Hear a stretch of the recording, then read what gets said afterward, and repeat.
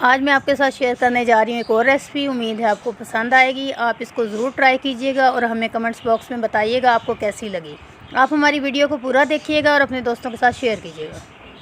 बिस्मिल्लाहिर्रहमानिर्रहीम। अस्सलाम वालेकुम। उम्मीद है आप सब खैरियत से होंगे।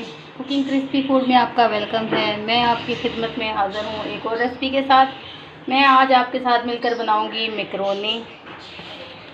1 किलो मैंने मैकरोनी ली है।